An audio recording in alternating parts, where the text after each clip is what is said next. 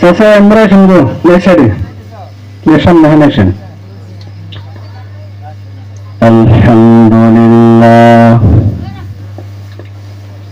আলহামদুলিল্লাহ নাহমাদুহু ওয়া নাস্তাঈনুহু ওয়া নাস্তাগফিরুহু ওয়া নু'মিনু বিহি ওয়া নাতাওয়াক্কালু আলাইহি ونعوذ بالله من شرور أنفسنا ومن سيئات أعمالنا من يهده الله فلا مضل له ومن يضلله فلا هادي له ونشهد أن سيدنا ومولانا محمدا عبده ورسوله أما بعد أعوذ بالله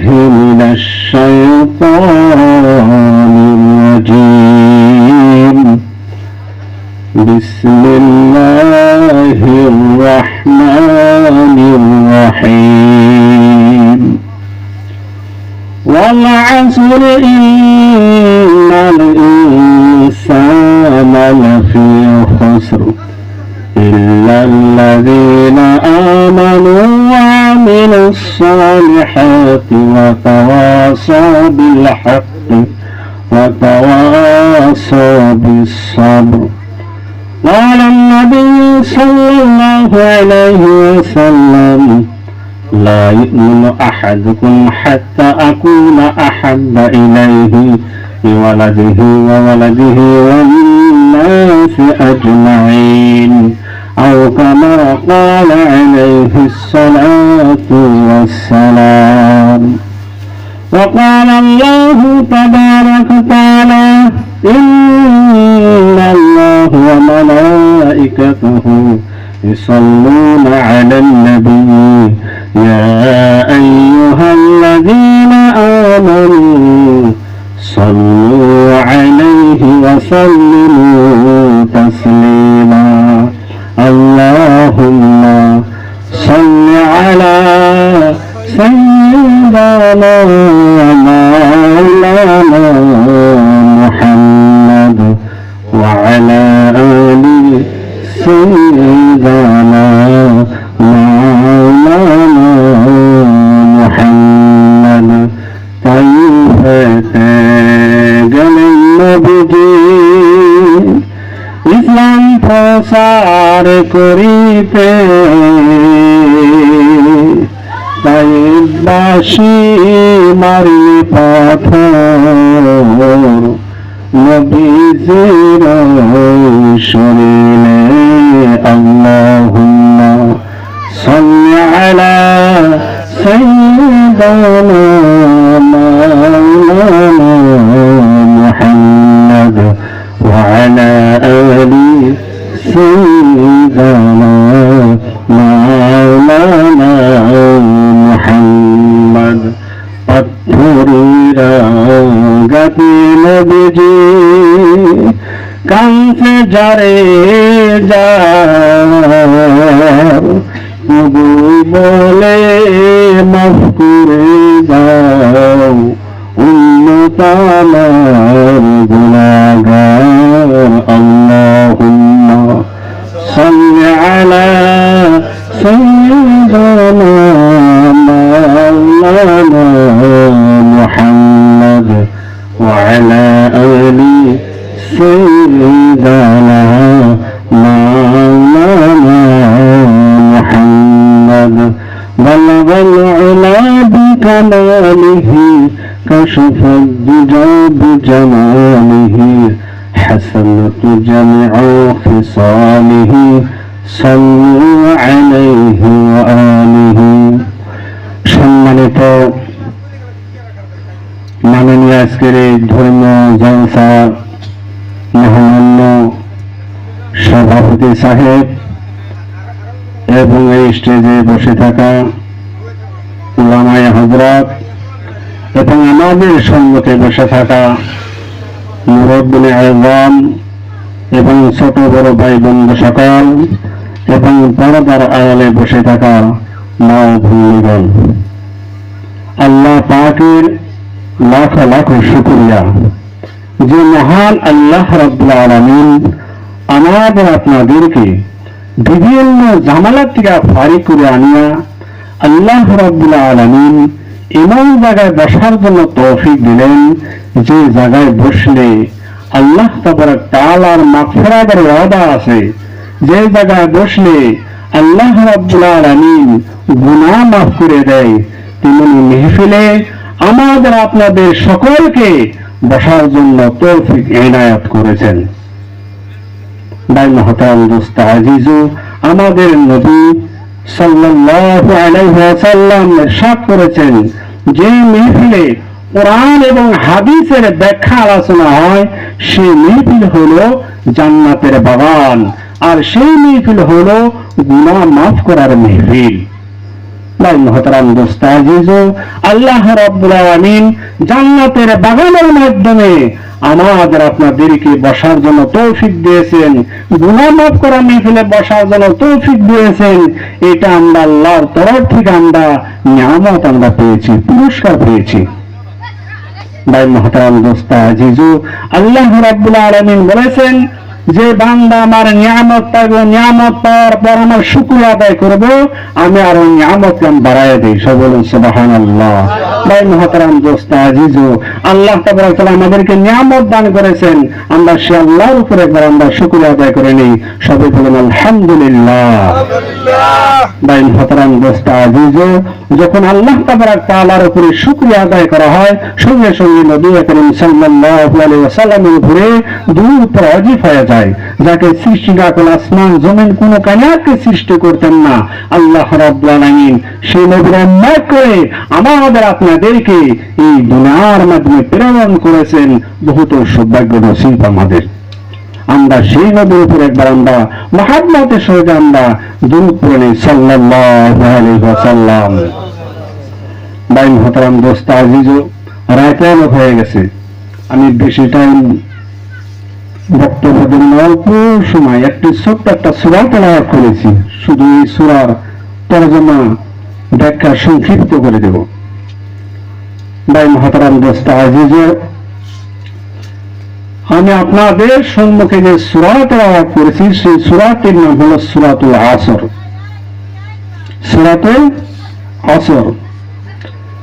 আল্লাহ রাব্বুল আলামিন এই সূরার মাধ্যমে যাহা কিছু বলেছেন, আল্লাহ তাবারক তাআলার কথাগুলো আপনাদের সম্মুখে উত্থাপিত করব। আল্লাহ রাব্বুল আলামিন আসর অক্তর একটা সময় আছে, সেই সময়ের কসম খায়া গোটা পৃথিবীর মানুষ জাতিকে আল্লাহ রাব্বুল আলামিন বলেছেন। আল্লাহ তাবারক তাআলা আসরের অক্ত আছে একটা সময়, এই সময়ের কসম খায় যে পৃথিবীর মানুষকে বললেন যে কোনো নিশ্চয় কারণ আছে কিনা নাই। এমনি তো আল্লাহ কসম খাবেন, এমনি কি কসম খাইছে? যে কোনো একটা উদ্দেশ্য আছে, যে কোনো কারণ আছে, এমনি খায় নাই। ভাই মুহতারাম দোস্ত আজিজু, যেরকম আমাদের আপনাদের মাধ্যমে যদি কিবা কথা লেগে যায় কাবার সাথে, আমরা কই কিনা এই তুমি কসম করছো দেখি কিনা না, যখন আমরা কই তখন আমরা এটা বিশ্বাস করে মেনে নেই না। তুমি যদি কসম যদি খাইছে মেনে নিতে যা। হ্যাঁ ভাই মুহতারাম দোস্ত আজিজু, আল্লাহ রাব্বুল আলামিন গোটা পৃথিবীর মানব জাতিকে এই আসরের সময়ের কসম খায়া আল্লাহ তাবারক তাআলা বলেছেন, এই জন্য বলেছেন যাতে মানুষে আল্লাহকে বিশ্বাস করে আল্লাহর প্রতি ঈমান আনয়ন করে। ভাই মুহতারাম দোস্ত আজিজু, ও মুসলমান ভাইরা, আল্লাহ রাব্বুল আলামিন এই সূরাটির মাধ্যমে যাহা কিছু বর্ণনা করেছেন, আল্লাহর কথাগুলা আপনাদেরকে জানায়া দেওয়ার কর্তব্য হলো আমাদের। মানা না মানা সেই ব্যাপার হলো আপনাদের। ও মুসলমান ভাইরা, আল্লাহ রাব্বুল আলামিন বলেছেন আসরের সময়ের কসম খায়া গোটা পৃথিবীর মানুষ মণ্ডলীকে বলেছেন আল্লাহ রাব্বুল আলামিন বলেছেন ইন্নাল ইনসানা লাফি খুসর। ভাই মোহতারাম দোস্ত বুজুর্গ, আল্লাহ রাব্বুল আলামিন বলেছেন ইন্নাল ইনসানা লাফি খুসর, নিশ্চয় পৃথিবীর জমিনে যত মানুষ মঙ্গল আছে, যত মানুষ মন্ডল আছে পৃথিবীর জমিনে সমস্ত মানুষ মন্ডলী ধ্বংস প্রাপ্তের মাধ্যমে। আসরে শোনার কসম হয়ে বলছেন যে ইন্নাল ইনসানা লাফি খুসর, নিশ্চয় পৃথিবীর জমিনে যত মানুষ জাতি আছে সমস্ত মানুষ জাতি হয়েছে ধ্বংস প্রাপ্তের মাধ্যমে, ধ্বংসের পথে। আল্লাহ তাবারাক তাআলা বলেছেন এর উপরে বিশ্বাস স্থাপন করতে হবে। ভাই মোহতারাম দোস্ত, এই আয়াতে কারিমার মাধ্যমে আল্লাহ রাব্বুল আলামিন বলেছেন নিশ্চয় পৃথিবীর জমিনে যত মানুষ জাতি আছে গো সমস্ত মানুষ মণ্ডলী ধ্বংস প্রাপ্তের মাধ্যমে। এই আয়াতের দ্বারা বোঝা গেল যত মানুষ আছে সমস্ত মানুষ ধ্বংস প্রাপ্তের মাধ্যমে। দ্বিতীয় নম্বর আয়াতে কারিমার মাধ্যমে আল্লাহ রাব্বুল আলামিন বলেছেন ইল্লাল্লাযীনা আমানু ওয়া আমিলুস সালিহাতি ওয়া তাওয়াসাউ বিল হাক্কি ওয়া তাওয়াসাউ বিস সাবর। আল্লাহ রাব্বুল আলামিন এই আয়াতে কারিমার মাধ্যমে আল্লাহ রাব্বুল আলামিন চারটা শর্তের কথা বর্ণনা করেছেন। কয়টা শর্ত? চারটা শর্তের কথা বর্ণনা করেছেন। যে মানুষটার ভিতরে চারটা শর্ত পাওয়া যাবে ওই মানুষটা কোনোদিনও ধ্বংস প্রাপ্ত হবে না, কোনোদিনও লাঞ্ছনা বাঞ্ছনা হবে না, কোনোদিন ওই মানুষটা ব্যাজ্যুত হবে না। যে মানুষটার ভিতরে চারটা আল্লাহ তাআলার শর্ত থাকবে। কয়টা শর্ত? চারটা শর্ত যে মানুষটার ভিতরে থাকবে আল্লাহ রাব্বুল আলামিন বলেছেন, আল্লাহ রাব্বুল আলামিন বলেছেন যে ওই মানুষটা কখনো ধ্বংসপ্রাপ্ত হবে না, কখনো লাঞ্ছনা বাঞ্ছনা হবে না, কোনো সময় ব্যাজ্যুত হবে না। ও মুসলমানেরা, যে মানুষটার ভিতরে আল্লাহ তাআলার চারটা শর্ত পাওয়া যাবে না তার পরিমাণ ফল হবে জাহান্নাম। ওই মানুষটা যে জায়গায় যাবে ওই জায়গায় লাঞ্ছনা বাঞ্ছনা হবে, ব্যাজ্যুত হবে। ও মুসলমান ভাইরা, চারটা শর্ত হলো কি কি? চারটা শর্ত আমাদের সকলেরই চারটা শর্ত জানার দরকার আছে না নাই? ও মুসলমান ভাইরা, এক নম্বর শর্ত হলো ইল্লাল্লাযীনা আমানু, যে মানুষটা নাকি আল্লাহ তাআলার উপর ঈমান এনেছে। আল্লাহ তাবারাক তাআলার উপর ঈমান আনছে। আল্লাহ তাবারাক তাআলার এক মুখলুক আছে ফেরেশতাদের উপর ঈমান আনছে। যত নবী রাসূল প্রেরণ করেছেন সমস্ত নবী রাসূলদের উপর ঈমান এনেছে। আর যত আসমান কিতাব ছোট বড় যত কিতাব অবতীর্ণ করেছেন সমস্ত কিতাবের উপর ঈমান এনেছে।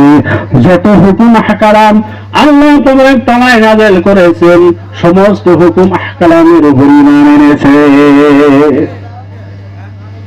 ভাই মোহতারাম দোস্ত আজিজ, এক নম্বর বলেছেন যে ব্যক্তি ঈমান এনেছে ওই যে মানুষটার ভিতরে এক নম্বর শর্ত হলো ঈমান আনতে হবে, ঈমান থাকতে হবে। যত আল্লাহ হুকুম আহকাম নাযিল করেছে সমস্তের উপরে ঈমান আনতে হবে, এক নম্বর শর্ত। দুই নম্বর শর্ত হলো ওয়া আমিলুস সালিহাত, ঈমান আনার সঙ্গে সঙ্গে সৎকর্ম করতে হবে, ভালো কাজ করতে হবে। অর্থাৎ নামাজ আদায় করতে হবে, 5 ওয়াক্ত নামাজ পড়তে হবে, রমজান মাসে রোজা রাখতে হবে, হজ ফরজ হজ করতে হবে, যাকাত ফরজ যাকাত দিতে হবে, মা বাবার সাথে ভালো আচরণ করতে হবে, দেশবাসীর সাথে ভালো আচরণ করতে হবে। এই শব্দটার ভিতরে সমস্ত ভালো কাজের কথা বুঝাইছি। যত ভালো কাজ আছে সমস্ত ভালো কাজের কথা এই শব্দের মাধ্যমে আল্লাহ রাব্বুল আলামিন বুঝিয়েছেন। ও মুসলমান ভাইরা, ঈমান আনার সঙ্গে সঙ্গে যখন আল্লাহ তাআলার সব বস্তুর ঈমান আনবে তাকে ঈমানদার বলে। যখন ঈমান আনার পরে তার উপরে নামাজ ফরজ হয়ে যায়, রোজা ফরজ হয়ে যায়, যাকাত ফরজ হয়ে যায়। ভাই মুহতারাম দোস্ত আজিজ, ইসলামের যত কাম আছে সমস্ত কাম তার উপরে জারি হয়ে যায়। ভাই মুহতারাম দোস্ত বুজুর্গ, যদি কোনো ঈমানদার বান্দা যদি ঈমান আনার পরে যদি 5 ওয়াক্ত নামাজ আদায় করে, আল্লাহ রাব্বুল আলামিন ওই ব্যক্তিকে বিপদ আপদে থেকে আল্লাহ রাব্বুল আলামিন সরায় রাখবেন। 5 ওয়াক্ত নামাজ যদি আদায় করব ঈমান আনার পরে। ও মুসলমান ভাইরা, 3 নম্বর শর্ত হলো ওয়াতাওয়াসাউ বিল হক, হক রাস্তায় থাকতে হবে, সত্য পথে থাকতে হবে। হক রাস্তা হলো কোন রাস্তা? হক রাস্তা হলো ওই রাস্তা, হক রাস্তা হলো শরিয়াতে ইসলাম হলো হক রাস্তা, নবীর সুন্নতি তরিকা। এটা হলো হক রাস্তা, শরিয়াত ইসলাম, ইসলাম হচ্ছে হক রাস্তা। ইসলাম একটা ধর্ম, শরিয়াত একটা ধর্ম। আল্লাহ রাব্বুল আলামিনের মনোনীত ধর্ম হলো শরিয়াতে ইসলাম।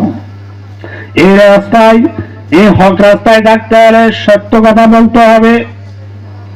ও মুসলমান ভাইরা, এই পথে থাকতে হলে যত মুসিবত আসবে না কেন সমস্ত মুসিবতকে বরদাস্ত করতে হবে।